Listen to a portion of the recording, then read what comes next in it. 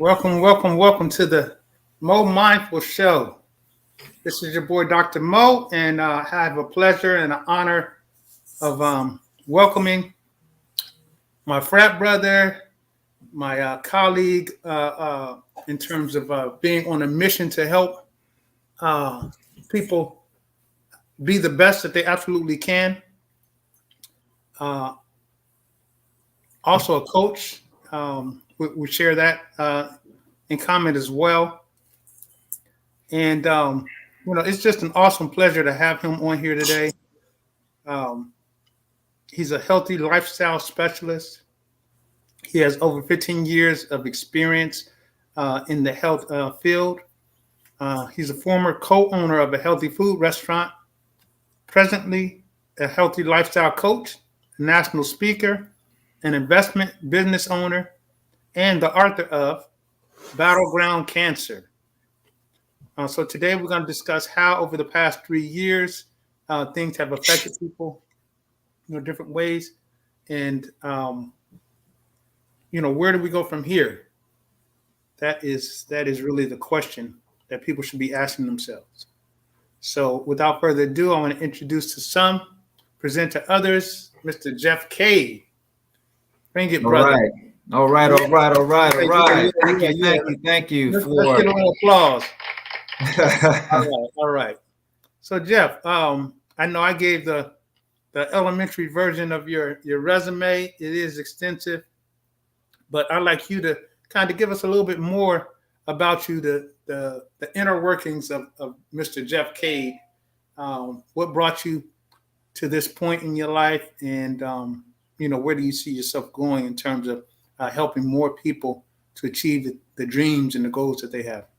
No, thank you, Dr. Mo. I appreciate you and being on this platform, the Mo Mindful Show. Yes. Please like and share it. Thank you for having me. I'm very appreciative, humbled, and honored to be on the platform. So again, my name is Jeff Cade, healthy lifestyle specialist, award-winning author of the book Battleground Cancer. I'm from the Midwest, Chi-Town. Chi-Town's the best town. In the house, yeah. Yeah, Chi-Town. And, I've been in as you said, the health and wellness space. But before that, I was in the hospitality industry. I received my Bachelor of Science from the University of Houston and studied hospitality management. And upon graduation, I've served in corporate America in different capacities, sales, food and beverage operations, and hospitals in the dietary and nutrition area, where I really started to lean more towards understanding nutritional information, especially on labeling and packaging, and was serving in those capacities. And at one point, like we all in life, right, we have to make a pivot or shift, and had the opportunity to be a co-owner of a healthy restaurant concept focusing on high fiber, high protein, low carb meals. And, we really were our intent, of course, was to have a brick and mortar, but to also be very unique in the approach of being able to serve foods, no fried foods, and just being able to serve in a different capacity. That's really from an alternative standpoint. Eventually, sold my shares, and I dug deeper, or peeled the layer of the onion back a little bit more, and wanted to put what's up here and in here, and focus more on serving in a different way by sharing my story, dealing with the foundation and premise of my book, Battleground Cancer. And I've been speaking on that topic, as well as trying to serve in a bigger way and add value and impact to people who've not just been, touched by cancer, but there's a lot of other diseases that are affecting our population, whether it be diabetes, heart disease, of course, high blood pressure. And there are so many different things, of course, leading into pre-existing conditions that, going into this global pandemic of COVID can have some repercussions, can have some, affect your immune system. So for me, it's really about trying to have people live a healthier lifestyle. And I really want to make an impact by letting people know that I'm here to help people transform to perform. You see, I partner and empower people to transform unhealthy choices into an active, vibrant lifestyle. Okay. Because, as you know, there was a saying at one point: here today, gone tomorrow. And now we're hearing here today, gone today. And it's affecting a lot of people. And I know we're going to touch upon that regarding your show, regarding the mental awareness. In fact, this month is Mental Awareness Month, and it's very serious as it relates to everything that's all around us. And I think it really matters about how we center ourselves, how we love on ourselves, and pretty much love others, and just be kind. And that's important. That's important. So thank you. Thank you. Excellent, excellent. You bring up a great point in terms of mental health awareness. Um, it's interesting that you connected that with love thyself, and a lot of people don't really look at it that way. Especially individuals in the Black community. Unfortunately, we have a stigmatism on mental health, counseling, and going to seek that type of assistance whenever something is going on with us. But really, you're actually showing, I don't want to say a hate for yourself, but you're definitely not demonstrating love for yourself if you don't feel yourself worthy enough to go out and get some kind of assistance if you're going through something that's just overbearing. So I really like the way that you connected, loving yourself with mental health, because it is that important. And I want to, make sure that people heard that and people got that, Yes. Yes.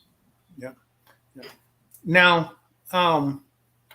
what was the main thing that influenced your decision to become a healthy lifestyle specialist?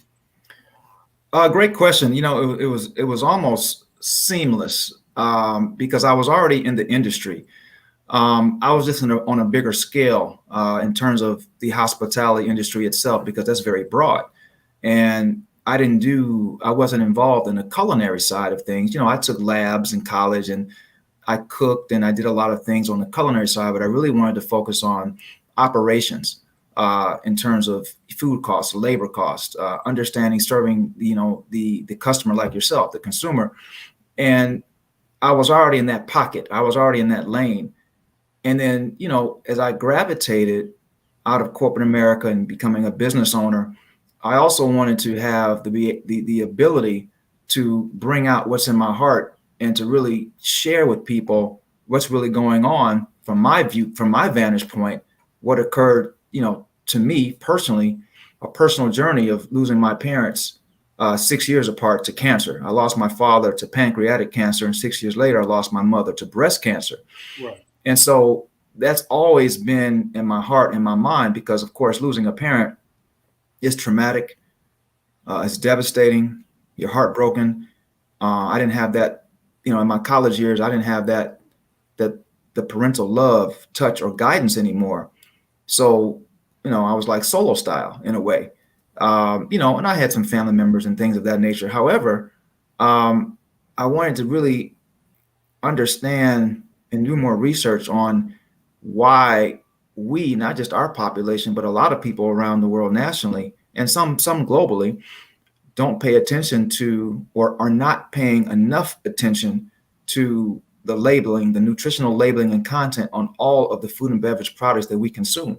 Mm-hmm. And I believe that certain diseases can be, I don't want to say avoid, but they can curb that situation if we, because when we know better, we should do better, right? But sometimes common sense is not so common, and so You should do better. we have to do things in moderation. Mm-hmm. Quick story, if I can share this, especially as it relates to my father. So my parents were not obese. My father actually was served in the military at one point, and he worked corporate America, and he provided food on the table for us, and shelter, and a roof, and clothes on my back, and everything, Right. and he consumed what a lot of people do today, and they drink a lot of soda or diet soda. And he really enjoyed that red can that's always marketed as joy and happiness. And you know, there were so many times I would see a 6-pack or 12-pack in that refrigerator and not knowing what's going on, going to work, or I'm sorry, coming home from work, how many, cans of Coke that he enjoyed. And I think over time, that really got in his system. There's been so many studies and there's so much data out regarding sugar, the sugar content, and the high fructose corn syrup content that are in these soda or these pop cans. Right. And I think over time that assisted his demise because they caught it, I want to say, stage 2 going into stage 3. Okay. And I lost him. He wasn't even 66 years of age. And so, my mother had a different situation, but, she was diagnosed in 1987. God gave me 10 more years with her, and she passed in 1997. But she was also a diabetic. My father had no allergies. He could eat what he wanted, and it was fine. But I think, Doc Mo, I think the consistency of his consumption of that can, that red can that is always advertised as joy and happiness, really, I think shut his life down a little bit too early. And I think now, if you pay attention to certain labeling and what the FDA has done, they have really educated the consumer more so by putting this nutritional information on all packaging because now it's required. So, back in the 50s and 60s and 70s, they weren't doing that. Right. Even in the 80s. And so, and my father also was a smoker. Mm-hmm. But you know what? He didn't pass of stomach cancer or throat cancer, Right. or lung cancer. It was because of I think the consistency of just drinking soda every single day. And it just probably wasn't one can. It was probably between 1 and 3 a day. Mm-hmm. So I think overall, we just really have to be mindful of how we consume our favorite food and beverage items, right? We just have to have some moderation in there. Mm-hmm. So that kind of led me into really putting this story together because for me, it's a personal journey of perseverance and just understanding, supporting my parents, them supporting me through their dire situation. But it's a personal journey. And so I wanted to make sure I shared that because I'm sure the audience, people in your social circle, mine, some people, we all know that there's been some people that have been touched with cancer, by cancer, or unfortunately have made their transition. And God has given them their wings and they're serving a better purpose right now. But, we all want the physical form. And my parents are in spiritual essence now and they're in a better place. At the same time, of course, I wish they were around a little bit longer, but that's just what it is. That's how the dice was rolled. And I've accepted that over time. And I've been able to be a rock for other people who are going through situations like this, whether it be obesity or cancer or high blood pressure, diabetes, because it's all about, sharing is caring, and just kind of knowing, hey, there's things you can do to curb the situation, to maybe put it aside for a moment, but you have to change. You have to be the change you want to see. You have to be the change. Yep. If you want change, you got to change. Absolutely. Yep. Absolutely. I see we have some guests on the line, and I hope I'm saying her name properly. Fochina, she says hello. Miss Fu, yes. Hey, Fu. So welcome everybody to the Mo Mindful Show. Again, we have Brother Jeff Cade, a healthy lifestyle specialist from JeffCade360.com, and we're going to talk about that in a little bit. So again, we are talking about how over the last several years we've had to deal with different things, from civil unrest. We've had to deal with, obviously, COVID. I don't know if I'm even supposed to say COVID. Are they going to shut me down or whatever? The C word, we've dealt with that. we've dealt with things that have already been eaten away us as individuals, as a society. You just gave a great example in terms of our food consumption and not knowing what we're eating. And the fact that companies now, manufacturers now have to put a label on it, the funny and not funny in a ha-ha way, but the ironic thing is that KRS-One used to say, where are the lies buried? The lies are buried in the library, because people don't read. And it's not just the books in the library that people don't read. People aren't reading labels. So just because the manufacturers now are required to put the labels on and tell you exactly what's in there, of course, they don't tell you percentages and stuff anyway, but you can kind of, if you learn how to read labels, you'll start to be able to discern, okay, if the first ingredient is high fructose corn syrup, that is the item that has the most content in that particular product. So it won't tell you percentages, but it's likely that it's way more than everything else. And the funny thing is, like a liquid, I would think most liquids, the base would be like water, perhaps. But sometimes water is like 4th, 5th, 6th, 7th down the line after they put all these different things in it, and then they put a little liquid in there to make it move. So you got to be careful, and you gotta read. That's right. You're saying readers are leaders, so you got to read. You got to read labels. You got to learn how to understand them. I see Mr. Robert Swift is on the line, and I'm sure Ms. Teresa, author of Mint, great book that everybody needs to go out and get. But you have to know to read, and then you have to know what you're reading and what it means to you. And it's so important. And we have similar stories, Jeff. You know this about me, but so in 2016, I went to the hospital because I was experiencing some complications related to 2 autoimmune disorders that I've been diagnosed with.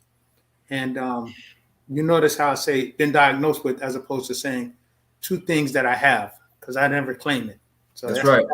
That's an object lesson I want everybody to take away right now. I don't claim anything. Okay. But so these 2 diagnoses, I went into the hospital. I had some major complications. And I went in on December 29th of 2016. I got out February 27th, 2017. So I was in ICU for a whole month. And then after ICU, they put me in the, I think what they call a drop down unit or whatever, step down, whatever. But, less than ICU. But while I was there, my father, who has stage 4 cancer, he has stage 4 intestinal cancer. After having had prostate cancer, and then they said, the chemo and all that cleared that up. So that was in remission. And then essentially it just moved basically. Then he had then he had colon cancer. Prostate, then colon. And then that went into remission, supposedly. And then intestinal. And once it got to intestinal, it was stage 4. And they were going to continue to treat the same way, which is chemo and radiation, which that's a whole nother conversation that we're not going to get on right now. But in January, he passed away. So my dad was 70. He made it to that 70 point that God had promised. So he did make it to the 70-year-old mark. But he passed away. And of course, I wasn't able to make his funeral because I was still in the hospital until February. But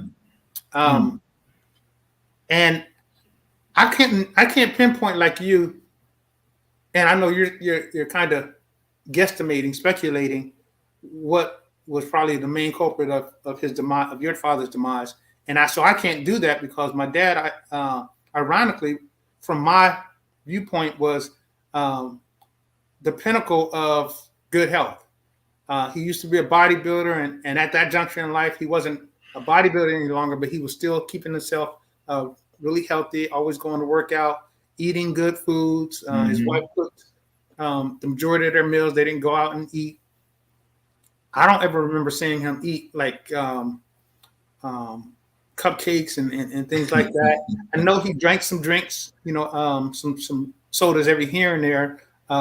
They lived in Atlanta, so iced tea, but that has a lot of sugar in it too. Just like even when we make it ourselves, you guys, it's not just the companies, especially if you come from the Midwest and you drink Kool-Aid, half your Kool-Aid is sugar, and then the other half is water, and then a little bit of flavor, really coloring. That's right. But anyway, so I couldn't pinpoint exactly what was going on, but there's so many different environmental things that contribute to our health as well. It's not just what we physically consume ourselves, but from the pollution, Toxins, the noise pollution, all of that creates stress. So there's lots of different things that can contribute to it. And again, we can go down a whole rabbit hole with this, but I just wanted to share that we had a similar connection, and not so much a good one, but a similar connection in that both of our fathers passed at a very early age. And, in our opinions, I don't think 70 is an old age. So, we have also Diane Alford. Good evening, on the line. So if you're on the line, unless you put your name or say something in the comments, we can't really tell. I can see that there's more people watching us. And I, again, welcome you to the More Mindful Show with Brother Jeff Cade. So now, let me ask you this. What's different about people's lifestyles today versus those during and prior to COVID? I can speak on me personally. I know that I've always been pretty active. I live an active lifestyle. I'm also a tennis coach, so I help the youth. I even drill myself. I have groups. I used to play tournaments. A lot of people were outside, getting the vitamin D that's required. I think when the situation occurred, that created a lot of angst. It created a lot of anxiety and fear, and people had a big question mark above their head. What do we do? What's going on? Because we've never lived in this environment before. We've never had to deal with this. We weren't around in 1918, obviously, when the Spanish flu hit. And so this is a unique virus. And obviously it's airborne, and we don't know what we didn't know. And some of the medical and scientific community didn't know either. And they were doing their best to do what they can do to provide educational content so that we're made aware. I think a couple years ago, I guess me personally, again, I've always been active. I have friends who in my social circle, they've always been active.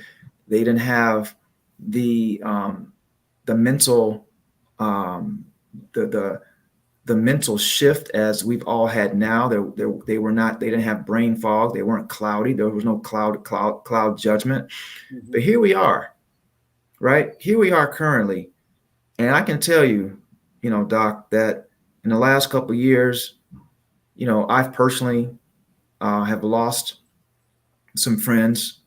Some Omega brothers had to wear the gloves, to COVID. Others to different type of situations. But when you are dealing with a population or certain populations that have pre-existing conditions, and then COVID strikes, well, that's going to dampen the situation, especially if you have a weakened immune system. Mm-hmm. So I think now, think about it. People were going to the gyms. People were somewhat active. We were in the office. We were out of the office. We were doing so many things. We were traveling more. Right now, fast forward, in 2021, we were confined. We were locked in. We were distracted. There was a lot of noise, notifications, bells, whistles on the phone, on CNN, on CNBC, and all these different things, distractions. And I think Now, here we are in the third year. I just think we just need to be more vigilant. We have to do also our due diligence in understanding what we're up against, because even here in Illinois, our governor has mandated, or excuse me, our governor has recommended a mask when we are going in places and traveling, etc. Whereas before, it was mandated that we wear a mask. Well, now it's recommended because there's uptick in cases now, you know, and they've now come out with another booster for the children between ages 5 and 11. So here we are getting ready to begin another summer, and it's almost like a repeat of 2021 because they were uptick in cases then. People traveled a little bit, but they weren't doing that, if you recall, in 2020. Even ourselves, my family, we were locked in. We were doing what we needed to do to be safe and stay healthy, build our immune system, and do the right thing. Now, currently, people are starting to travel. They're going back in the office. People are still wearing masks, but it's still optional. Right. It's still optional. So, I'm going to always try and be active. And now I can go outside. I can run. I can do what I can do to get my natural vitamin D. But I'm still a little bit hesitant in going in big crowds. I personally, my wife and I, we caught COVID in December of last year, but I was asymptomatic and I didn't know what I didn't know. I felt fine. In fact, on Christmas Eve, it was between 40 and 45 degrees, and I got tired of being inside. I went out to the field and I just wanted to test my endurance and my stamina. And I just did some jogging. I did some sprints. I did some hills, and I felt fine. I was fine, but I still had to, of course, be in confinement. My wife, I just thought she had a small cold, a little sniffle here, a little cough there. But she thought it was a minor cold because why? In the Midwest, here we are, we catch colds out here in the Midwest. We catch flu, and I was fine. I mean, when I tell you that I was the picture of health, like you're looking at me now, I felt and looked the same way in December. I kid you not. So, but I also was doing certain things that some of my doctor friends were doing, like yourself. I'm pretty sure you were building your immune system, eating certain fruits and vegetables, kind of keeping yourself away from big crowds. Even today, I don't really go to too many events. I think I can count on my hand how many events I've been as of 2022 is probably less than 3, maybe 4. I'm not traveling as much. I do miss trying to speak on stage, but now we forced, as you know, to be on the virtual stage, right, which was a shift as well, because I wasn't doing that before. It was something I had to learn, and so I'm honored again to be on the show and to be a guest, because you are providing a platform for a lot of people to share their story and their content. And this is what we're doing, because I don't really plan to be on stage maybe later, once some things are a little cleared up here. Right. And you mentioned noise. So, and we may have a little bit of different stance in terms of the whole COVID situation. And I too lost a few people. In fact, one was a COVID nurse at a DC hospital, and of course she was interacting with patients all the time, and she was one of my former students' moms, so she passed away. And then another guy who was actually a journalist for Jet magazine way back in the day during the civil rights movement, actually. So you talked about immune systems that that may have been complicated already. Well, not that he had a weak immune system, but he was like 90 something, so he was up there in age. But in terms of all the noise, so when COVID came, I heard a lot of noise. I saw a lot of noise. And I think a lot of people didn't filter that as noise. They filtered it as news. They filtered it as information. They filtered it as being made aware. But there were so many different opinions, some being from the quote unquote professional community, but then there were other professionals who said different things. So it was just so much that you had to filter out. And even that, I believe, contributed to individuals' health or lack thereof. Especially folks tuned in every day to the news to see, okay, what's going on in my city now?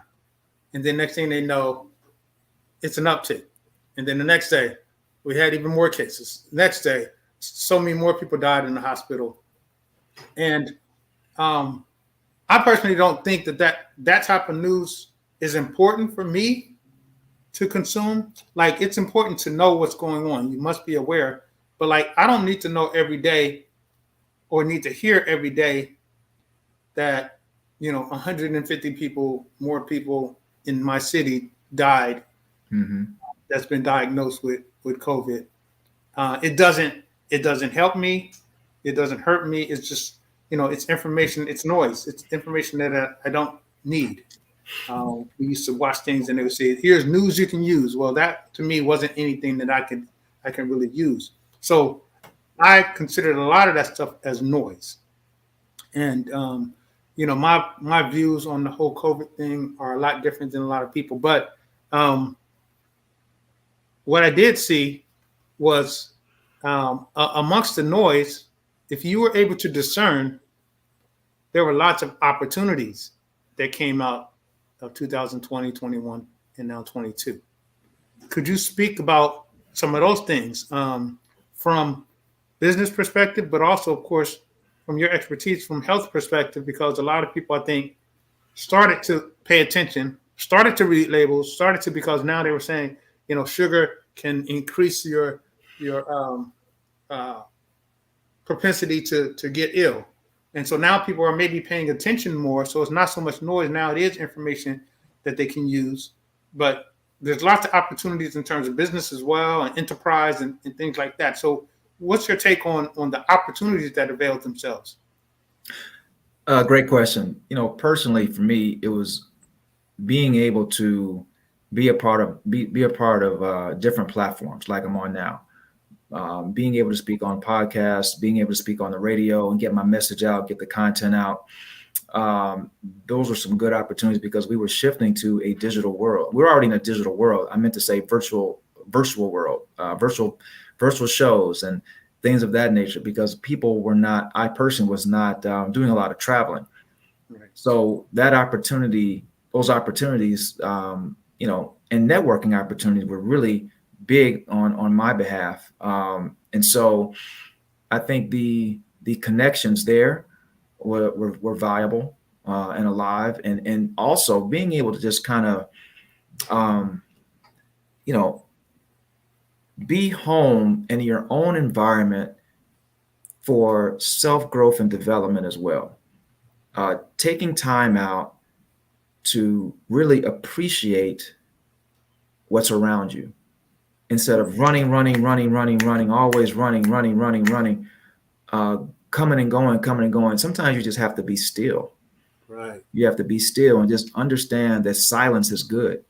And as they say, smell, huh? Some people say silence is golden. Yeah.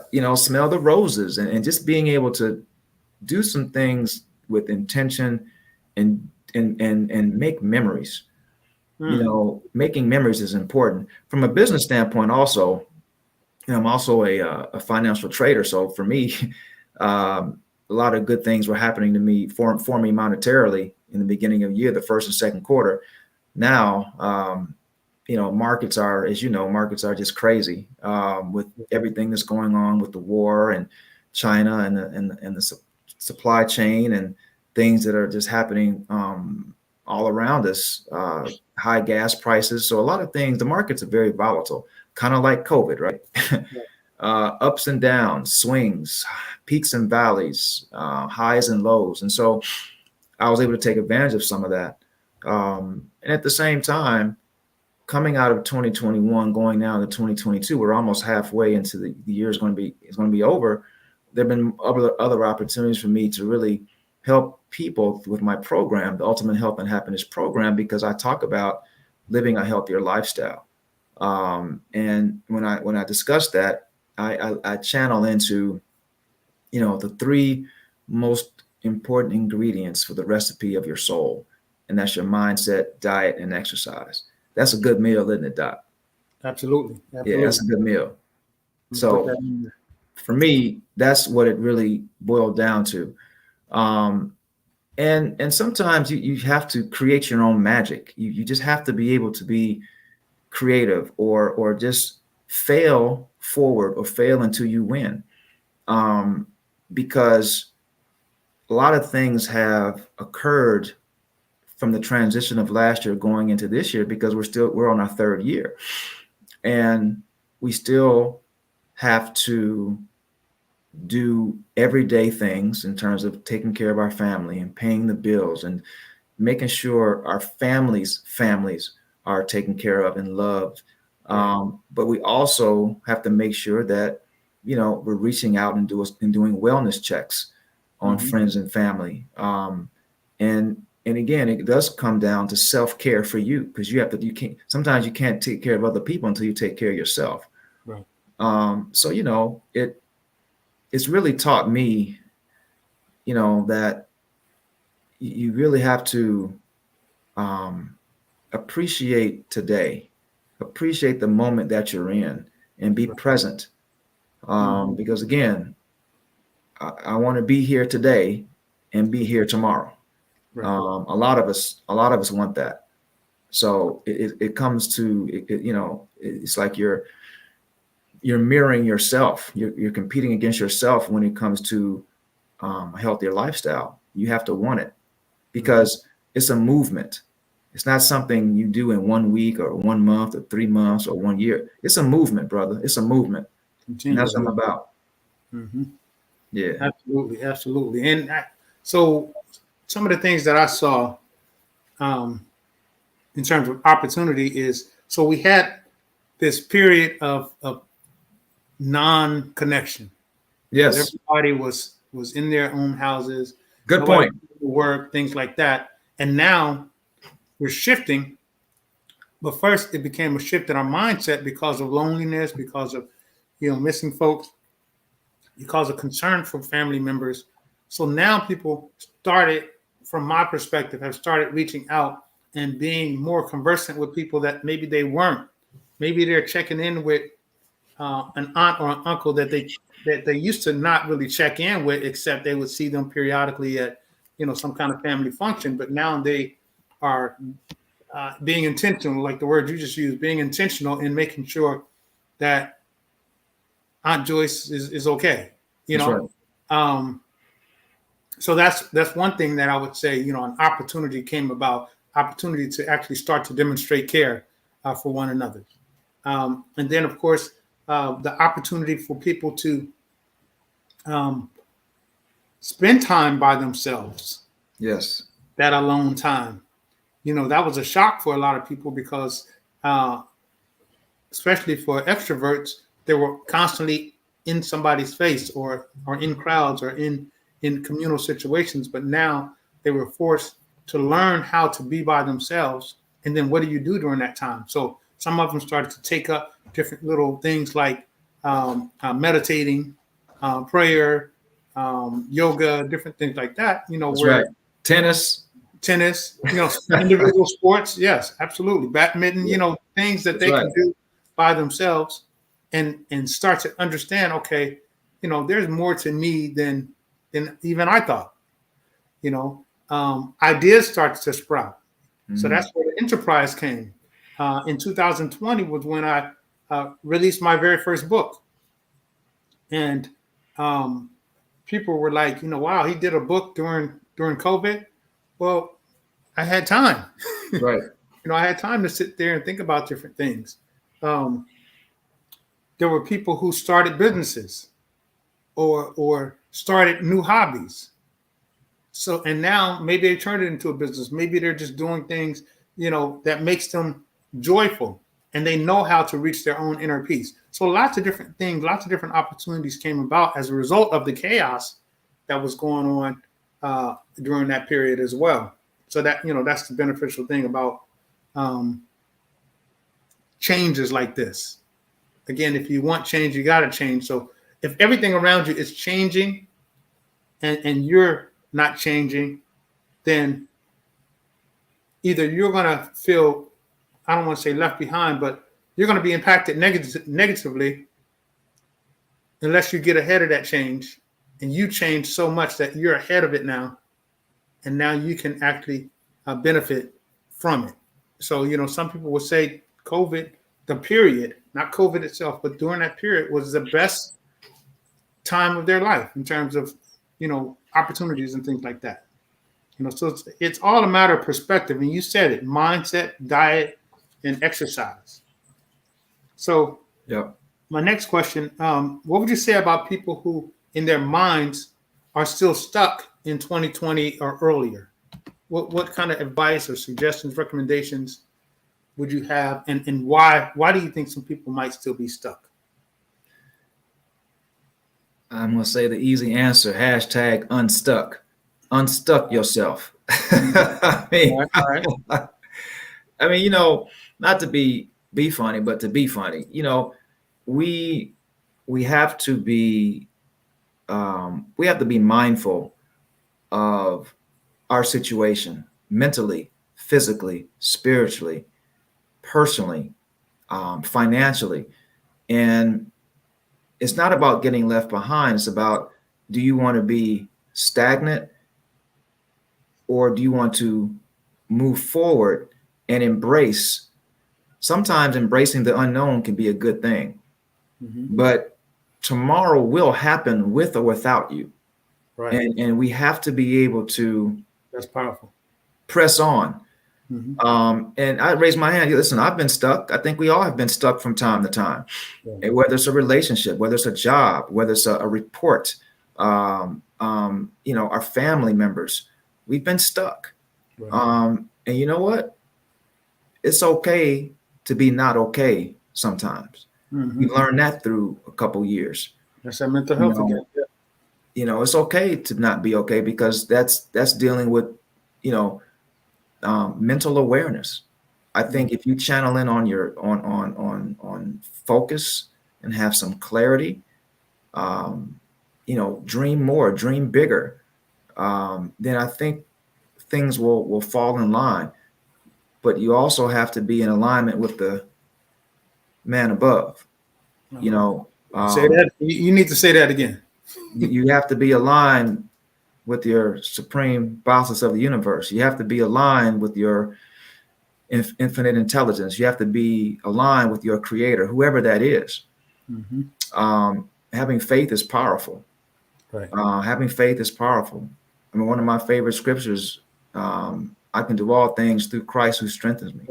Yes. Philippians, it's, you have to, because without him, we're nothing. And so you have to be, have that attitude of gratitude, which is so important as well. You got to have an attitude of gratitude. You have to be grateful. Right. And you said it earlier, you got to be kind, and you have to take care of yourself. And there's so many different things that we can do to get unstuck. And sometimes it's about making a call, because we all can't do it ourselves. Right. We need a shoulder to lean on. We need a right hand of friendship. We need a lot of things as it relates to, uplifting our fellow man, fellow woman. Yes. So most definitely. Yeah. Yeah. Okay. There's something you said that really jumped out. And of course I forgot. It'll come to me in a second. It's all good. Yeah. So now, if folks do nothing different than they've done over the last 1, 2, or 3 years, how would you characterize their potential future? In your opinion, I know you're not future reader or mind reader or whatever, but No, I have no crystal ball on that answer, doctor. right. But you again, you have to come to grips with where you are in the moment and ask yourself, is where I am, is this where I want to be? Right. And if the answer is no, then you have to move forward. You have to get unstuck. You have to get yourself out of the hole, out of the rut. Sometimes it's about getting out of your own way. Right. We're all going to get forks in the road. We're all going to be thrown curveballs in life. And you know what? We don't want to be that dog on the nail that is good, it's cool, but I'm going to complain, but I'm not going to get up off that nail. Right. So, for longevity purposes, you have to have some type of movement, mentally, physically, and spiritually. It's so important. I mean, even my book, Battleground Cancer, it's about managing your mental, physical, and spiritual well-being for the fight. The topic is battleground cancer, but listen, we are in the battlefield of life right now. Absolutely. It's our life. We're in the battlefield. And in order to win that battle, in the battlefield, hey, you need that shield, right? You need that sword. You need that helmet. You need that belt. Wait, yes. You gotta have it. Every day it's a battle. Satan's trying to take us out each and every day. And we just have to make sure that, hey, listen, greater is he that is in he's in the world. Greater is he that is in you that is he in the world. I said that too fast, but I think the audience knows what I'm saying. But, it's all about making sure that you are strong and firm with yourself. Right. And not beating yourself up all the time. Because you're not going to move. You're gonna, and that goes with the mental awareness piece of things, right? Because this is a tough month for a lot of people. Month of May, mental awareness, because I think we all of us in the last 3 years have had to really undergo a shift, of course, a pivot in how we think, and how we can get through things, how we can help our family and friends get through things. Because we've never endured this before. We've never had to endure this environment. Right. This is a hostile environment. Again, we're in the battlefield of life right now. Yes, sir. So we have to do what we have to do to get unstuck, to move forward. Positive affirmations. There's some behind me. The power of I am, man, is so powerful. Because your words have power, and what you think about, you bring about, and just you got to set that intention. I totally am for I am affirmations. I believe, and I say it to myself every single day. Very powerful. The most powerful sentence in the Bible, I believe. I am, just those 2 words. I am. Yep. I am. So getting back to what I was thinking about, so the unstuck piece, you mentioned attitude of gratitude, basically. I think it's important and critical to use an attitude of gratitude, to encompass an attitude of gratitude, so that you can get beyond things that you typically don't see as something to be grateful for. However, if you change your perspective, my saying is your thoughts are your truth. Your thoughts are your truth. If you change your perspective about how things look to you, then you can change your posture, you can change your physique, your physical, you can change everything about you, and you can get unstuck. Now, if something happened to me, I'm in traffic and I can't make it to work, and highly upset. So if I think okay, well, let me praise God because I don't know why this traffic is here. And you find out later on that typically where you would have been at that time in the morning, had you been right at that spot, you possibly would have been in an accident that happened, that the traffic prevented you from getting there. Mm-hmm. So if you just give praise in advance, there is a reason for everything. Everything happens for a reason. And not to say that you should be late to work all the time and just be like, well, there's a good reason for this. I'm not saying that. However, just start to shift your mindset that there's good in this. There's something positive about this. What can I find positive? And when you start to hone in on those things that are positive, then you start to push out those things that are negative because your brain has a huge amount of capacity. However, it still has a finite capacity. So if you're constantly feeding yourself with positive affirmations, as you say, you're constantly feeding yourself with the word. You're constantly feeding yourself with positive things that you believe. Those negative things are going to eventually be pushed out, and your life will be better.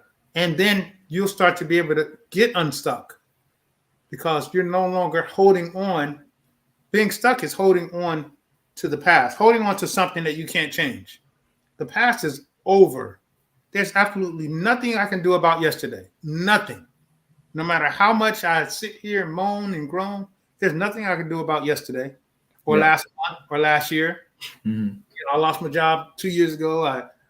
So-and-so passed away 3 years ago or whatever. There's nothing I can do. Mm-hmm. But what do we have? We have the present. This is the gift that God has given us, the present. We have today. We have right this moment. Because even, as soon as this podcast is over, God forbid, something can happen to us and we can be gone. That could be it. It can happen right here on the screen, That's right. But right now we have this moment, and now I have this moment, and now I have this moment. And so you got to just literally count your blessings. Thank you. Each and every day. Each and every day. And so counting your blessings, in my book, Grace for Granted, I talked about, identifying 5 things that you're grateful for every single day. And you cannot repeat yourself because the purpose of this is to get people to really target those things that they typically aren't thinking about. Let's get away from the traditional easy stuff that we can say thank you for. Yes, I am grateful for my spouse. Yes, I'm grateful for my house. I'm grateful for my job. I'm grateful for my children. I'm grateful for the food that I'm eating. Okay, so now I'm past those 5 things. The next day, I can't say those things, even though I'm still grateful for those. Let me find 5 more things I'm grateful for. I'm grateful that God raised me up today. I'm grateful for the breath. I'm grateful for the birds that I see in the sky. I'm grateful for fellowship, friendship. I'm grateful for you. You start to hone in on things that you never really identified as being important to you, but they really are. And so I like that. That's something I want to encourage people to do. If you want to get the book, again, Grace for Granted, you can pick up that book. You also want to make sure that you pick up a Battlefield of Cancer. I'm sorry. It's Battleground Cancer. Battleground Cancer. Battleground Cancer. I'm sorry. It's okay. And one way you can find that is if you go right here to jeffcade360.com. You can find all of Jeff's communication links, IG, Facebook, YouTube, how you can get the book, how you can communicate with Jeff. So let's talk about that. Why would somebody want to communicate with you? So you are also a healthy lifestyle coach. So in working with people, what are some things that people would expect to get out of a healthy lifestyle coach? What would you be working with people for? No, that's a great question. Thank you, Doc. It's all about helping people transform to perform. Again, it's about empowering and partnering with people to transform unhealthy choices into an active, vibrant lifestyle. So the Ultimate Health and Happiness Program, the three-step process to elevate your well-being. It's really a 7 to 8 week digital a digital module-based program.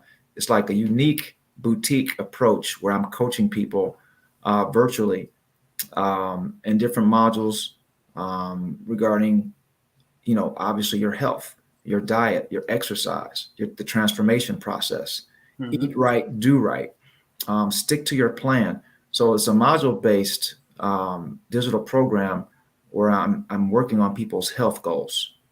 And I'm doing it one-to-one versus one-to-many. Eventually, it'll get one-to-many, but right now it's very unique in that I'm working with people one-on-one to identify what they're trying to accomplish.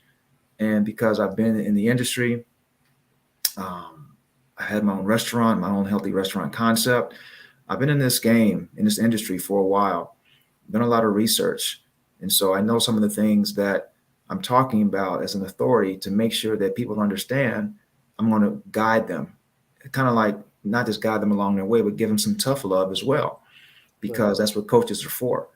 I don't want to paint a pretty picture. I want to make sure that we have work to do.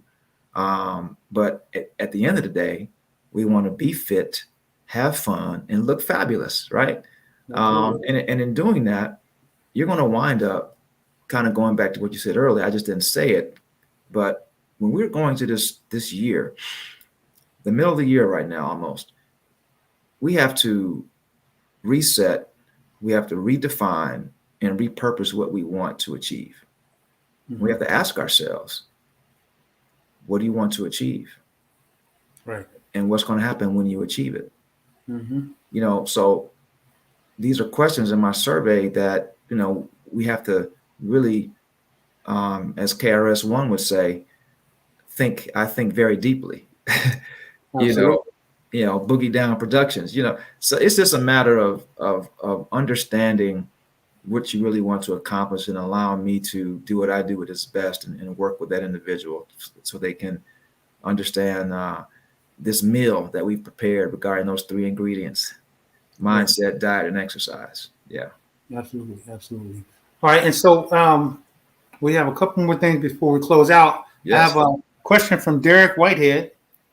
He says, because of COVID-19, more people are less likely to go to the hospital because many believe that the hospital is transmitting the virus in patients. Any validity to that, in your opinion? So I know this is a little deviating, but what's your thoughts? Wow. What's up, brother Derek? That's my LB there. That's my 5 right there. What's up, Sans? Thanks for the question. What's up, Frat?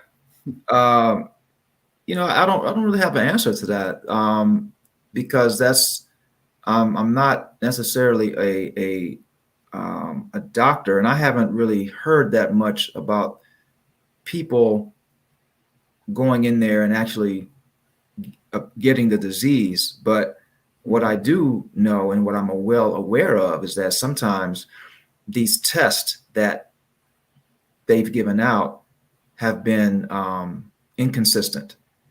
The tests some people have tested, false positive. The tests aren't working, or some facilities are not turning in the test, which means the data is skewed, but I have not heard of anyone just yet going in terms of what you just framed, that question you just framed to me. I have not heard of that as of yet, but I do know there was a lot going on with false testing and tests being skewed and not being turned in, to the right authorities. People are waiting on their results, which is unacceptable.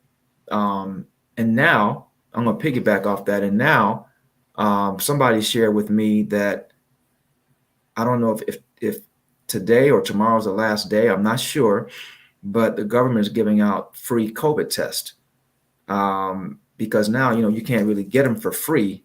I think that money train has been wiped out, but I think it's covidtest.gov. You can get free testing, home test. So I know I probably didn't answer the question directly, but I did want to share with you in terms of what he might know already, or what you might know, Doc, in terms of some of the things out here. The data has been skewed, and some of the things are not being shared truthfully to us as an audience. Right. Right. So it goes back to now saying, Because there's how a do lot we, how do we trust? How do we Right. trust the medical community or the scientific community if they're the ones that are giving us the information? Right. Right. And there's so many different sides of the medical community. It is. So this is the last question I have, and then we're going to go into the last segment of our show, which is called the More Mindful Madness. And I'm going to ask you, I'm going to say some key words, and I want you to tell me what comes to mind and or select one of the choices that I give you. And it's quick fire questions. It's just a little fun way to close out. But this All last question is, although things appear to be settling down, are we out of the woods yet? Or if not, what should we be doing? I don't think that we're out of the woods. I think that, and the reason why I say I don't think we're out of the woods, because we keep getting information about uptick in cases. We went from mandated masks to recommended mask wearing. I think it's all about making sure that we stay vigilant to our cause and keep on having an active lifestyle, keep on building our immune system, understanding nutritional content labeling on packaging, reduce any type of intake of sugary items. So we should be doing this anyway. Right? We shouldn't have to wait until there's a diagnosis. We should not have to wait until there's a procedure. We shouldn't have to wait until we're feeling some kind of way because of what we've been doing the last 5, 10, 15, 20 years in terms of eating the wrong foods, drinking the wrong substances, or putting the wrong substances in our body. Right. So that's my answer to that. And we just have to, keep moving forward and understanding that, you said it earlier, we hear things and we want to pay attention to certain things, but sometimes it's a lot of noise in terms of certain channels want you to hear or believe in a certain thing. We just have to understand trying to get information from the best source. And that could be challenging, especially now, right? That could be challenging. So that's kind of my answer to that one. Okay, well, I'll add my little 2 cents. Yes. So what came to mind immediately was become proactive. Yep. And not in the traditional sense of proactive, but pro meaning professional meaning somebody who is very well informed about whatever that specific field or area of expertise is. So pro, think of it from that perspective. And then active is being active, doing stuff, moving, applying. So if we're going to be proactive, first we got to absorb as much information as we can. And if you set yourself to be a lifelong learner, then it's no overwhelm. Because at first, if you think, okay, I need to learn all these different things, and you put some kind of constraint on yourself, like, and I got to know it right away, then you can overwhelm yourself. We don't want that.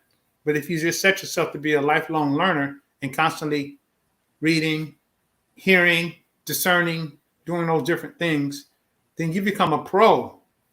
And you really should be a pro. You should be an expert. You should be the number one advocate for yourself. Like no doctor should be able to tell you what's going on with you.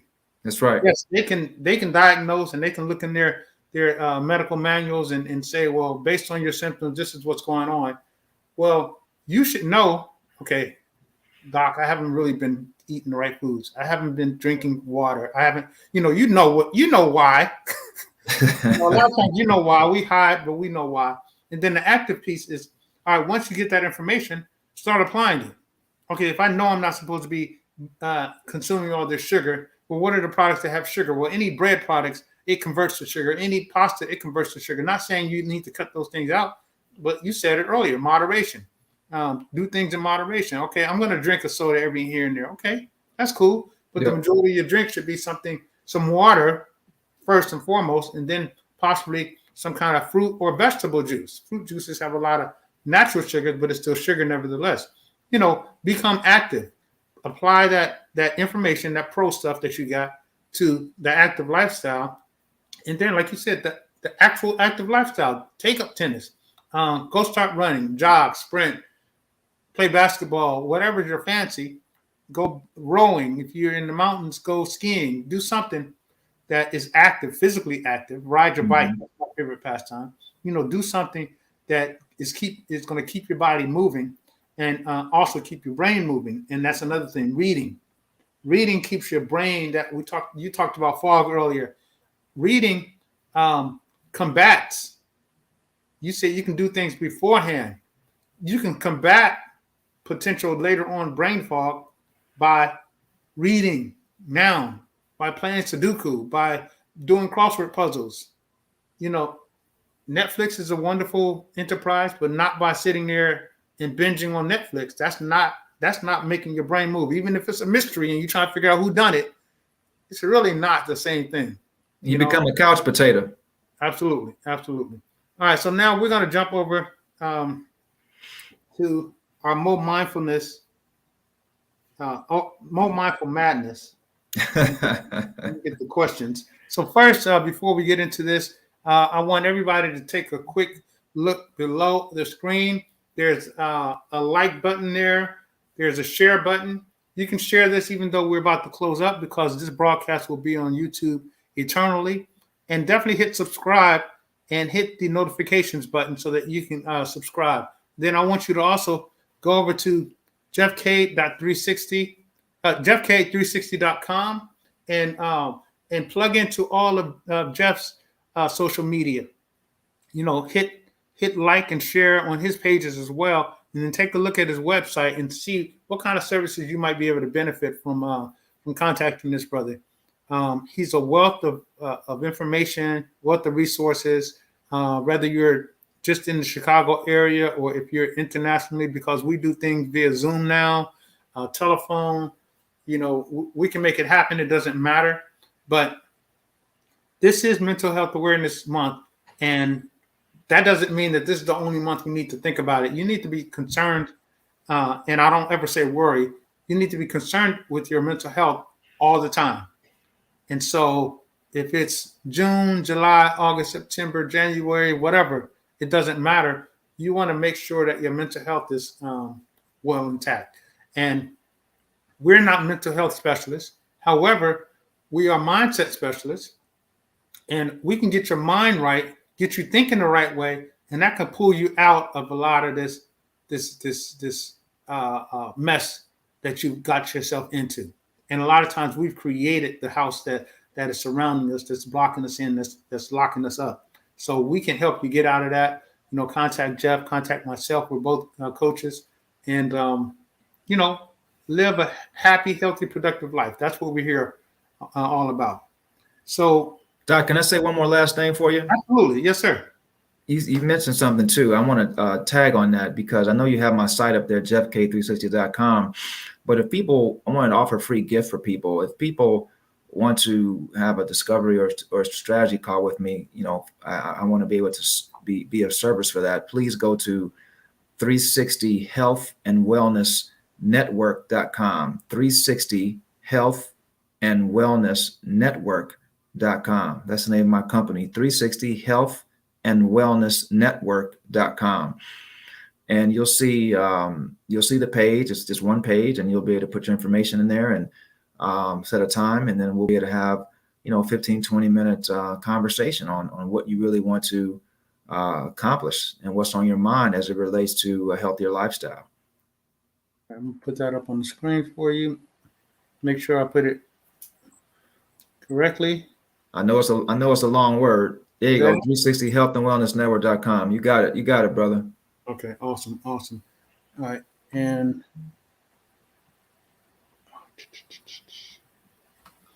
okay, so this is our Mo Mindful Madness. You ready? All right, Mo. Again, The rules are that you're going to just say what comes to mind, first thing that comes to mind, and or if I give you some choices, you're going to pick one of those choices. So it's like an ABC, multiple choice? Not always. So mood today. Oh, you start now. Oh, man. Starting? Okay, I didn't. Okay.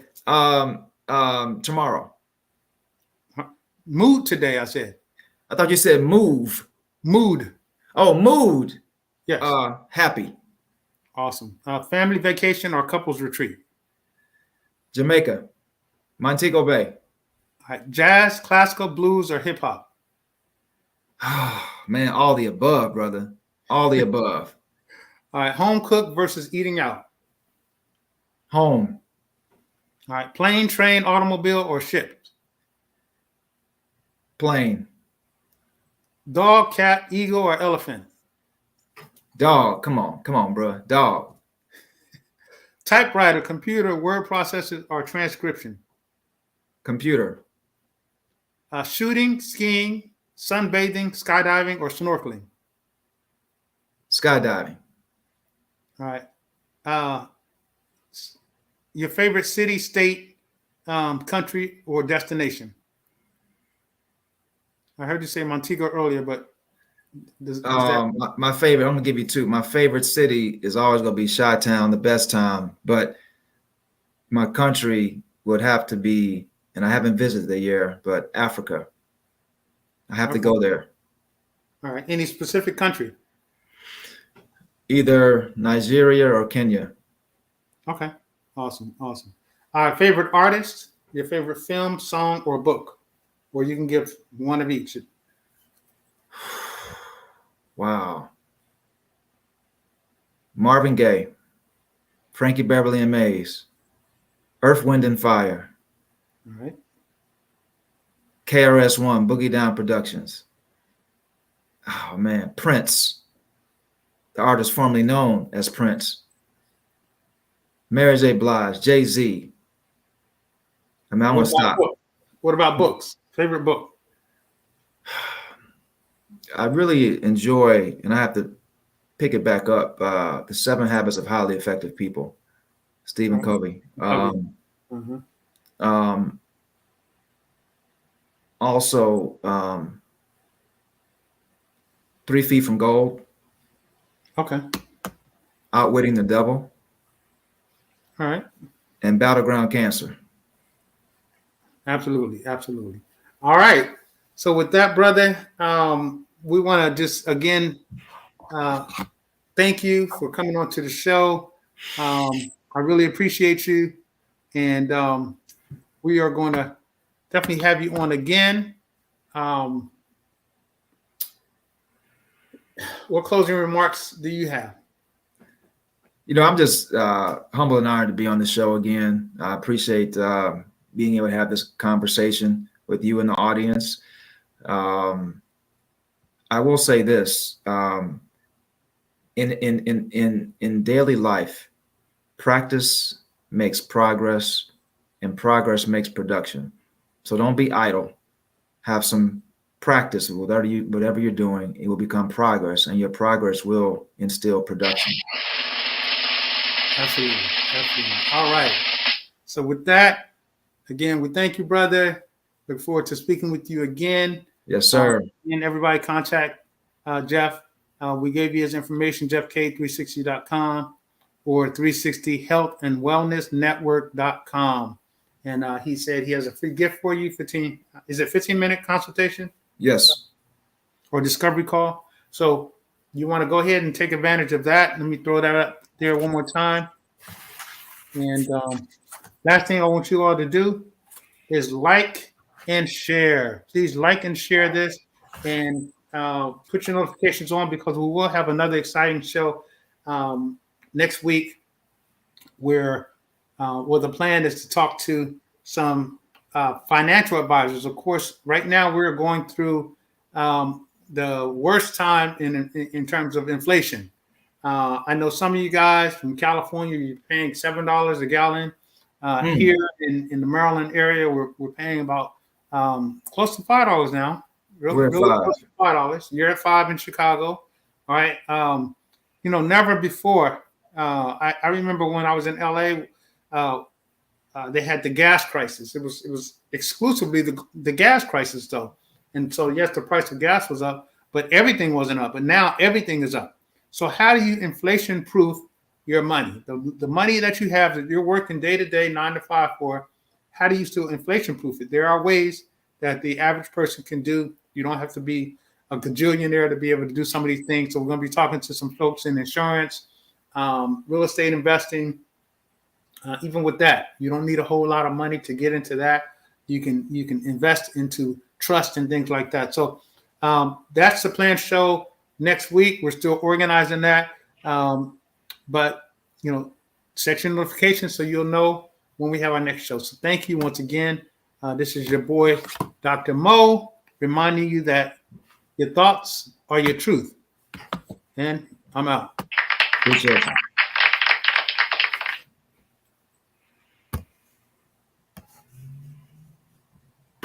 Oh, wait. We